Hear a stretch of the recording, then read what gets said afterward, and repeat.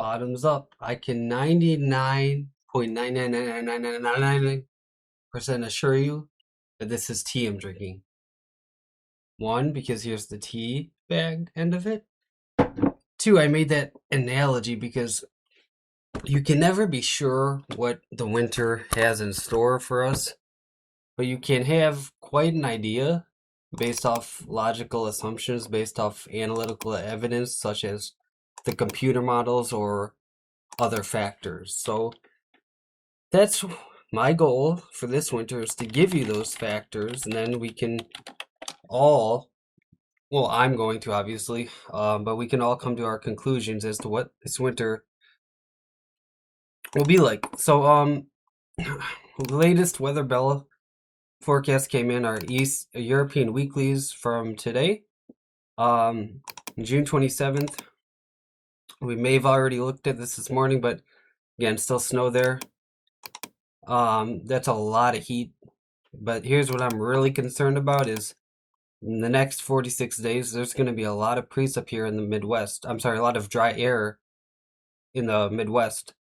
Um, I'm not so concerned about the Gulf or like places like Corpus Christi and Galveston and areas along that vicinity, but I am concerned about the Midwest because with all the wildfires going on in the West, and there's a lot of them, big, historic, dangerous wildfires, it only makes sense that they would spread east if we get more dry air in the east because we already have the pattern occurring. So this is an area to watch here in the red in the Midwest for wildfires.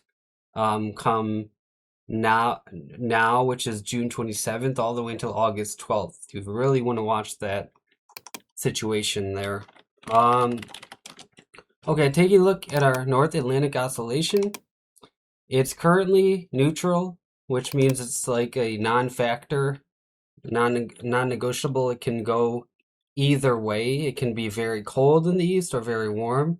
Now, I'm sure you know what the NAO, when you get a positive NAO, you tend to get warm in the east, and when you get a negative NAO, you tend to get cold in the east. But I want to take a look at our newest NOAA 8 to 14 day outlook because we have some new information on the horizon, and we're going to start off with our 6 to 10 day outlook. There's our temperatures from July 3rd through July 7th, and there's our precip. But here's the kicker. I'm going to give you an analog after this one. So again, a lot of heat, July 5th through 11th. A lot of precip, well, a little bit of precip in a wide area, I should say, to the south. But here's the analog. Now, we have 2021. Actually, we did this, but I didn't do the 6 to 10 days. So again, the 2021 was where we had a very cold December. In particular, it set up a very white Christmas for us here in Cleveland. But here's our 6 to 10 day analog, which gives us 2012 again. Remember that started to show up, and now it's showing up even more frequently. So okay, so we have some similarities that year. A lot of warmth in the Midwest. But the winter really is what we're concerned about in this winter hint, which I'm dropping now. So winter of 2012, 2013, December was bad into early January. We had a big blizzard type storm in Ohio in that time frame. So again, I'm counting on an active snowing cold December this year. I'm going with that, and with February being the worst of the months, January being kind of near average. So again, 2012, we had that cold and snowy December.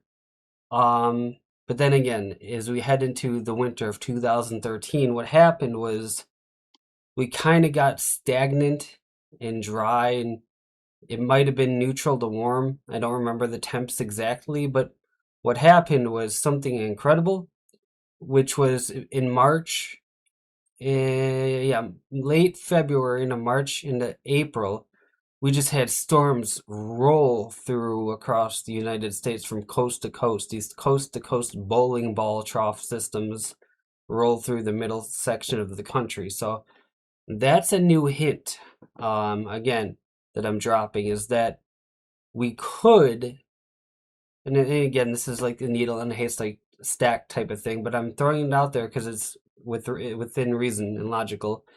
But we could have a very prolonged winter as well as on top of what I'm predicting, which is cold, all over, but especially in the northern half of the USA. Big snows for the Northeast, for the Midwest, and for the Northern Plains.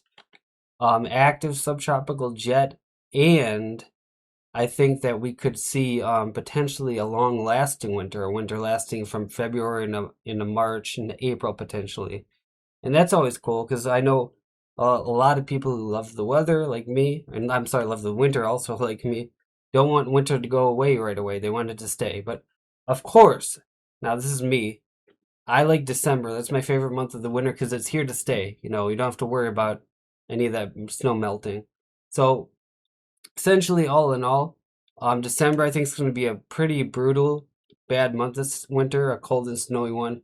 And again, you can take my word for it because I give you the evidence behind it. If not in this update, you know, in the past or future updates. But all right, guys, that's your winter hit. So we could have an extended winter this year on top of everything else that's going on with the Super El Nino, the Mordecai El Nino, which will provide us with a hectic, super cold and snowy winter. All right, guys, that's it for now. Make sure you like, comment, share, and subscribe to my channel. This is Tyler's World of Weather for more long-range weather content. Thank you all for watching. Take care and have a great day. Bye-bye.